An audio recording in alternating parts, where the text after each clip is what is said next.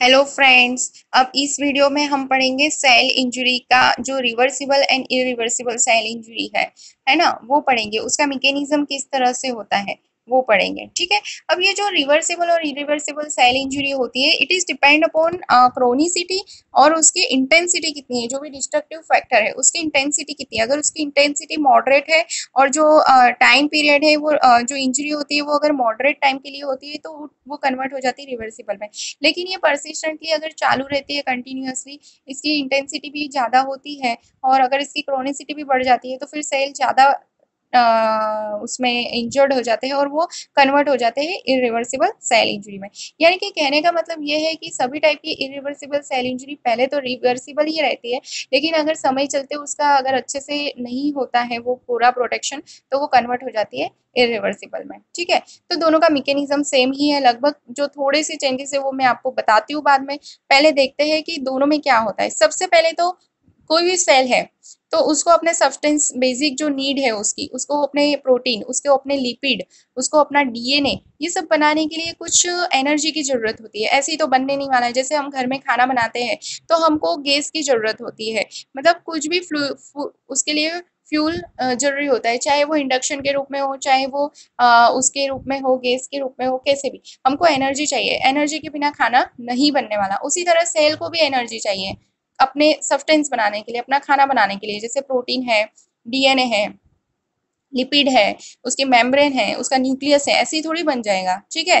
तो पहले जो भी बेसिक पैथोलॉजी में क्या होता है कि कोई भी रीजन, मैंने आपको बताया था जब हम उन्हें सेल इंजरी के कोज पढ़े थे प्रीवियस वीडियो में, तो उसमें बताया था कि कोई भी इंजरी हो, कोई भी कोज हो, फिजिकल हो, केमिकल हो, रेडिएशन हो, है ना, तो उसका बेसिक जो कोज होता है वो तो होता है इस्चेमिया या फिर हाइपोक्सिया। मतलब उसका बेसिक कोज तो यही है कि वहाँ पे ब्लड सप्लाई नहीं मिलता है, प्रॉपर न्यूट्रिशन नहीं मिलता है, प्रॉपर ऑक्सीजन नहीं मिलता है। हाइपोक्सिया होके फिर वहाँ पे सेल डेथ होना शुरू हो जाती है, यानी कि सेल इंजर होना शुरू हो जाता है। तो सबसे पहले ऑक्सीजन, ब्लड सप्लाई नहीं मिलेगा अगर कोई भी सेल को, तो वहाँ पे उसको न्यूट्रिशन भी नहीं मिलेंगे, वहाँ पे उसको ऑक्सीजन भी नहीं मिलेगा, ठीक है। तो उसकी वजह से एनर्जी कहाँ से प्रोड्यूस होगी? क्योंकि देखो, बेसिकली सेल जो होता है वो एनर्जी कैसे प्रोड्यूस करता है? दो टाइप के रेस्पिरेशन से, aerobic respiration and anaerobic respiration से, ठीक है। स्टार्टिंग फिजियोलॉजिकल कंडीशन में हमारी बॉडी में एरोबिक रेस्पिरेशन ही होता है। जब तक अच्छे से खून मिलता है, जब तक अच्छे से ऑक्सीजन मिलता है, तो जो सेल है वो ऑक्सीजन और जो भी न्यूट्रिशन आपने दिए खाने में, ग्लूकोज वगैरह का यूज करके, उसका ब्रेक डाउन करके और एरोबिक रेस्पिरेशन करके, उसको एरोबिक रेस्पिरेशन बोलते हैं, ऑक्सीजन और ग्लूकोज का ब्रेक डाउन करके अपनी एटीपी प्रोड्यूस करता है। लेकिन कोई भी रीजन से अगर वहाँ पे प्रॉपर ब्लड सप्लाई नहीं मिल रहा है, प्रॉपर ऑक्सीजन नहीं मिल रहा है, तो उसको तो सेल को तो कुछ ना कुछ करके रास्ता निकालना पड़ेगा एनर्जी प्रोड्यूस करने के लिए, नहीं तो बॉडी कैसे टिकेगा, बॉडी कैसे सर्वाइव करेगा। तो फिर वो दूसरा रास्ता चूज करता है अनएरोबिक रेस्पिरेशन का, ठीक है। तो उसमें वो क्या करता है? विदाउट ऑक्सीजन ग्लाइकोजन का डिस्ट्रक्शन करता है। क्या करता है? ग्लाइकोजन का डिस्ट्रक्शन वो स्टार्ट कर देता है, ठीक है। तो ग्लाइकोजन का डिस्ट्रक्शन होता है जहां पर भी, ठीक है, तो वहां पे प्रोड्यूस होते हैं लैक्टिक एसिड। क्या प्रोड्यूस होता है? लैक्टिक एसिड प्रोड्यूस होता है। तो लैक्टिक एसिड जैसे जैसे बढ़ेगा तो सेल में एसिडिटी बढ़ेगी, क्योंकि ये एक टाइप का लैक्टिक एसिड, ये एक टाइप का एसिड है, लैक्टिक एसिड जो है। तो एसिडिटी बढ़ेगी, एसिडिटी बढ़ेगी तो वहां पे सेल की पीएच भी कम होगी, है ना। और पीएच कम होने की वजह से क्या होता है, बेचारा जो डीएनए होता है उसका क्लम्पिंग होना, जो बेसिक स्ट्रक्चर है सेल का डीएनए, उसका क्लम्पिंग होना स्टार्ट हो जाता है। क्या होता है? सिकुड़ने लगते हैं, ठीक है। और जैसे ही डीएनए सिकुड़ते हैं वैसे ही सेल रिलीज करता है लाइसोसोम। लाइसोसोम एक एंजाइम है जो कि सेल का मेम्ब्रेन का और सेल के जो भी सब्सटेंस है बेसिक, उसका डाइजेशन करना शुरू कर देता है। तो ये जो लाइसोसोम है उसकी वजह से क्या होता है कि सेल मेम्ब्रेन का डिस्ट्रक्शन स्टार्ट हो जाता है, ठीक है। तो पता चली क्या बताया मैंने आपको? सबसे पहले इस्चेमिया की वजह से ऑक्सीजन नहीं मिलता है, तो बॉडी जो नॉर्मल तरीके से ऑक्सीजन का यूज करके, यानी कि एरोबिक रेस्पिरेशन करके एटीपी जो प्रोड्यूस करता था वो नहीं कर पाता है। उसकी वजह से फिर वो दूसरा रास्ता अपनाता है, ग्लाइकोजन का डिस्ट्रक्शन करना स्टार्ट करता है।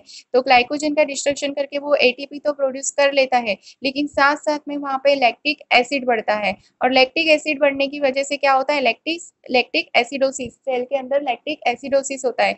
ये एक टाइप का एसिड है, इसलिए सेल की पीएच कम होने लगती है और पीएच कम होती है उसकी वजह से क्या होता है, डीएनए का जो सेल का बेसिक स्ट्रक्चर है, डीएनए, वो क्लम्प होना स्टार्ट कर देता है, ठीक है। और डीएनए के क्लम्प होने की वजह से फिर लाइसोसोम रिलीज होता है एंजाइम, और लाइसोसोम जो होता है वो सेल मेम्ब्रेन का डाइजेशन शुरू कर देता है। अब क्या होगा, सेल मेम्ब्रेन का डाइजेशन यानी कि डिस्ट्रक्शन होना। अब आपको पता हो तो सेल मेम्ब्रेन के अंदर अलग अलग टाइप के पंप होते हैं, जैसे सोडियम पोटेशियम पंप है, जैसे कैल्शियम पंप है। तो अगर सेल मेम्ब्रेन का डाइजेशन हो रहा है तो ये जो पंप है इनका भी डिस्ट्रक्शन होगा। तो सबसे पहले होगा सोडियम पोटेशियम पंप का जो नॉर्मल फंक्शन है वो क्या होगा, हैम्पर होना शुरू होगा, ठीक है। तो उसकी वजह से क्या होता है कि जो sodium potassium pump normal physiological condition में क्या करता है कि सोडियम अच्छे से ऑस्मोलैरिटी उसकी नॉर्मल रहती है, और सोडियम और पोटेशियम का लेवल दोनों साइड एक जैसा रहता है। लेकिन यहाँ पे मेम्ब्रेन का डिस्ट्रक्शन होने की वजह से पंप का जो नॉर्मल फिजियोलॉजिकल फंक्शन हैम्पर होता है, और सोडियम ज़्यादा से ज़्यादा एक्यूमुलेट होता है बॉडी के सेल के अंदर, ठीक है। और जहाँ पे सोडियम होता है वहाँ पे वाटर भी एक्यूमुलेट होगा, तो वहाँ पे स्वेलिंग बढ़ेगी, सेल्यूलर स्वेलिंग बढ़ेगी, ठीक है। तो ये जो हम आगे देखेंगे कि जो इंजुरी होती है सेल इंजुरी, उसके मॉर्फोलॉजिकल चेंजेस क्या क्या मिलेंगे, तो उसमें फर्स्ट आता है cellular swelling and blip formation, ठीक है। तो ये था सोडियम पोटेशियम पंप की वजह से क्या असर होती है। अब सेल पूरा फूलने लगता है सेल के अंदर, तो जो उसके क्या बोलते हैं अंदर की जो चीजें हैं वो भी उसमें क्या बोलते हैं फूलने लगेगी। ऐसा तो है नहीं कि सेल अकेला ही वो होगा, ठीक है, उसके मेम्ब्रेन पे ही। देखो इस तरह से ब्लिप फॉर्मेशन का मतलब क्या होता है कि इस तरह से ये जो आपको दिख रहा है ये ब्लिप है, ठीक है। सेल है, सेल के अंदर पानी आया तो सेल फूलने लगा, तो सेल तो फूलेगा, उसके साथ ये इस तरह से जो रचना होती है इसको हम बोलते हैं ब्लिप फॉर्मेशन, और कुछ नहीं, ठीक है। फिर इसके अंदर एक माइटोकॉन्ड्रिया करके एंडोप्लाज्मिक रेटिकुलम होता है इस तरह से, जैसे ये बताती हूँ आपको। जैसे ये सेल है, ये फूल रहा है, तो इसके अंदर का जो एंडोप्लाज्मिक, ये इसको बोलते हैं एंडोप्लाज्मिक रेटिकुलम, तो ये भी फूलने लगता है, और इसके साथ अटैच होता है ये राइबोसोम। क्या अटैच होता है, राइबोसोम। तो यहाँ पे पानी भरने की वजह से, एंडोप्लाज्मिक रेटिकुलम में पानी भरने की वजह से ये जो राइबोसोम है वो डिटेच हो जाता है, ठीक है, एंडोप्लाज्मिक रेटिकुलम से। राइबोसोम का काम क्या होता है, प्रोटीन का सिंथेसिस करना, ठीक है। लेकिन यहाँ पे एंडोप्लाज्मिक रेटिकुलम का भी स्वेलिंग होता है, और उसकी वजह से फिर क्या होता है कि वो राइबोसोम भी डिटेच हो जाता है, और राइबोसोम डिटेच हो जाएगा तो वो अपना प्रॉपर फंक्शन नहीं कर पाएगा प्रोटीन सिंथेसिस का, इसलिए जो प्रोटीन जरूरी है सेल के लिए वो भी नहीं बन पाएंगे, ठीक है। तो एक तरफ से लैक्टिक एसिडोसिस की वजह से लाइसोसोम रिलीज हो रहा है और सेल का डिस्ट्रक्शन कर रहा है, तो उसकी वजह से भी सेल का डिस्ट्रक्शन हो रहा है, मतलब कैटाबोलिज्म की वजह से। और एक तरफ से प्रोटीन भी कम प्रोड्यूस हो रहा है राइबोसोम का डिटेचमेंट होने की वजह से, तो प्रोडक्शन भी कम हो रहा है और डिस्ट्रक्शन ज्यादा हो रहा है, तो सेल डिस्ट्रक्शन बढ़ रहा है, ठीक है। तो ये था सेल मेम्ब्रेन में सोडियम पोटेशियम पंप। दूसरा एक पंप होता है कैल्शियम पंप। देखो एक बात याद रखना कि जब भी कैल्शियम बॉडी में बढ़ता है तो वो कैटाबोलिज्म करता है, ठीक है। तो कैल्शियम पंप भी सेल मेम्ब्रेन के अंदर रहता है, और नॉर्मल फिजियोलॉजिकल कंडीशन में कैल्शियम पूरा अपना क्या बोलते हैं काम करता है। लेकिन अगर कैल्शियम पंप डिस्टर्ब हो जाता है डिस्ट्रक्शन की वजह से, तो कैल्शियम का एक्यूमुलेशन होता है सेल के अंदर, और कैल्शियम का एक्यूमुलेशन होगा तो क्या बोलते हैं ज्यादा से ज्यादा फोस्फोलाइपेज एंजाइम एक्टिव होता है। कैल्शियम क्या करवाता है, फोस्फोलाइपेज नाम का एंजाइम होता है उसको एक्टिवेट करवाता है, तो उसके एक्टिवेशन होने की वजह से फिर से सेल मेम्ब्रेन का डिस्ट्रक्शन होता है। सेल मेम्ब्रेन डिस्ट्रक्ट होती है तो उसके अंदर से रिलीज होता है लिपिड। तो सेल मेम्ब्रेन का लिपिड और यहाँ पे जो कैल्शियम एक्यूमुलेशन हो रहा है वो दोनों मिलके माइलिन बॉडी का, माइलिन फिगर का प्रोडक्शन करते हैं। किसका प्रोडक्शन करते हैं, माइलिन फिगर। तो जो मॉर्फोलॉजी हम जब पढ़ेंगे तो उसमें पहला जो होता है सोडियम पोटेशियम पंप की वजह से cellular swelling and blip formation. Second जो मैंने बताया था endoplasmic reticulum swelling and ribosome detachment. तीसरा कैल्शियम पंप की वजह से वहां पे माइलिन फिगर का फॉर्मेशन होता है। माइलिन फिगर कुछ नहीं है, वो कैल्शियम और लिपिड मिलके एक जो सब्सटेंस बनता है उसको हम माइलिन फिगर बोलते हैं, ठीक है।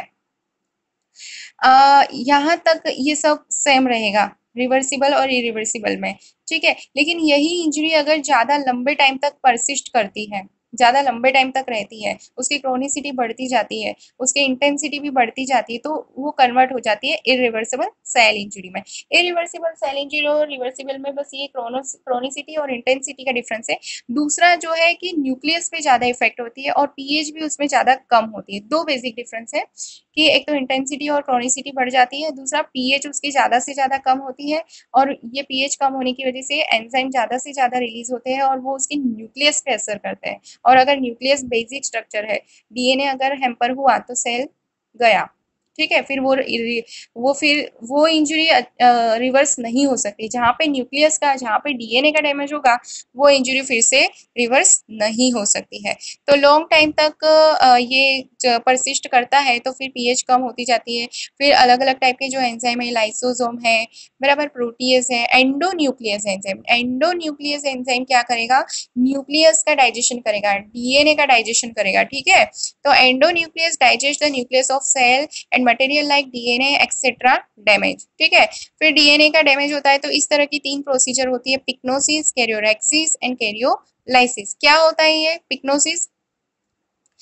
पिक्नोसिस कुछ नहीं है, कंडेंसेशन ऑफ डीएनए। मैंने आपको बताया था कि जो एंडोन्यूक्लियस वगैरह एंजाइम की वजह से डीएनए सिकुड़ने लगता है लाइसोसोम की वजह से, तो वो डीएनए का एक जगह पे जो इकट्ठा होता है, उसका जो कंडेंसेशन होता है, उसको ही हम पिक्नोसिस बोलते हैं, बराबर, उसकी टर्मिनोलॉजी है।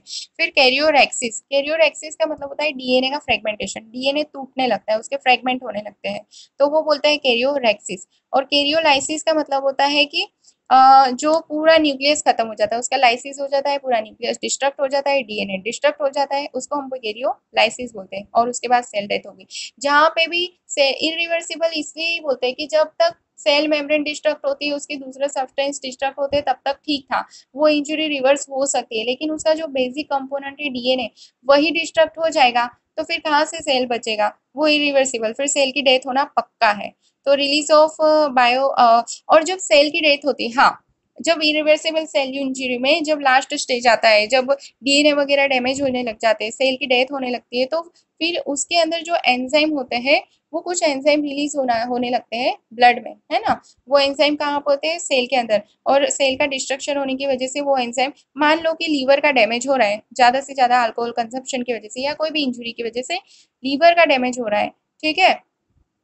तो लीवर क्या करता है, रिलीज करता है, लीवर के सेल जो होते हैं वो डिस्ट्रक्ट हो रहे हैं, तो सेल के अंदर के जो सब्सटेंस होते हैं, जो एंजाइम होते हैं, वो ब्लड में रिलीज होने लगते हैं, जिसको हम बायोमार्कर बोलते हैं। वो इंडिकेट करते हैं कि लीवर सेल डिस्ट्रक्ट हो रहे हैं, जैसे कुछ स्पेसिफिक है, एसजीपीटी है, अल्फा फिटोप्रोटीन है ना, ये।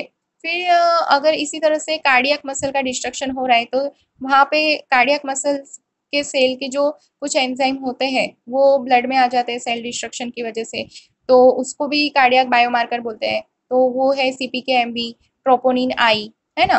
तो ये हमें पता होनी चाहिए, ये कि भाई ये स्पेसिफिक जो एंजाइम है, ये सेल का डिस्ट्रक्शन हो रहा होगा तभी ये रिलीज हो रहा है ब्लड में, अदरवाइज वो सेल में ही रहता है, ठीक है।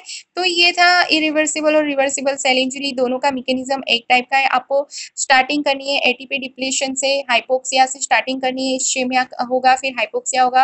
हाइपोक्सिया होगा, ऑक्सीजन नहीं मिलेगा तो उसको अनएरोबिक रेस्पिरेशन करना पड़ेगा, और उसकी वजह से वहाँ पे ग्लाइकोजन का डिस्ट्रक्शन होकर लैक्टिक एसिडोसिस होगा। लैक्टिक एसिडोसिस होगा तो सेल की पीएच कम होगी, वहाँ पे पीएच कम होने की वजह से डीएनए का क्लम्पिंग स्टार्ट हो जाएगा, और फिर लाइसोसोम रिलीज होगा, और सेल का मेम्ब्रेन का डाइजेशन शुरू करने का। सेल का मेम्ब्रेन का डाइजेशन होगा तो वहाँ पे जो डिफरेंट टाइप के पंप है, एक पंप है सोडियम पोटेशियम, दूसरा पंप है कैल्शियम पंप, दोनों का क्या होगा, फंक्शन हैम्पर होगा। सोडियम और वाटर का रिटेंशन होगा, इसकी वजह से दो मॉर्फोलॉजिकल चेंजेस होते हैं, cellular swelling and blip formation, और दूसरा endoplasmic reticulum swelling and ribosome detachment. Ribosome detachment होगा तो प्रोटीन सिंथेसिस अलग नहीं, अच्छे से नहीं हो पाएगा, क्योंकि वो उसका नॉर्मल फंक्शन है राइबोसोम का, ठीक है। तो ये जो दो चेंज होते हैं सोडियम पोटेशियम पंप की वजह से होते हैं, स्वेलिंग वाले। दूसरा जो कैल्शियम पंप का काम हैम्पर होगा, कैल्शियम का एक्यूमुलेशन होगा, जहाँ पे भी कैल्शियम एक्यूमुलेट होता है वो फोस्फोलाइपेज एंजाइम को रिलीज करता है। फोस्फोलाइपेज एंजाइम अगेन सेल मेम्ब्रेन का डिस्ट्रक्शन करेगा, ठीक है। और सेल मेम्ब्रेन का डिस्ट्रक्शन होने की वजह से सेल मेम्ब्रेन में से लिपिड अलग होगा, वो लिपिड और ये कैल्शियम मिलके माइलिन बॉडी का फॉर्मेशन करेंगे, ठीक है। और दूसरा, ज्यादा से ज्यादा डीएनए को डैमेज करेंगे, ज़्यादा से ज़्यादा एंजाइम को रिलीज करेंगे, जैसे कि एंडोन्यूक्लियस वगैरह। एंडोन्यूक्लियस डीएनए का क्लम्पिंग करेगा, डीएनए बराबर। और उसकी वजह से क्या बोलते हैं, तीसरा ये जो स्मॉल एमोर्फस डेंसिटी बढ़ती जाएगी, ये याद रखना है। और फिर डीएनए का कंडेंसेशन होगा जिसको पिक्नोसिस बोलते हैं, उसका कभी फ्रेगमेंटेशन होता है उसको कैरियोलैक्सिस बोलते हैं, और पूरा सेल का न्यूक्लियस लाइसिस हो जाता है, डिस्ट्रक्ट हो जाता है, उसको कैरियोलाइसिस बोलते हैं। कैरियोलाइसिस के बाद मतलब सेल डेथ के बाद जब ये कुछ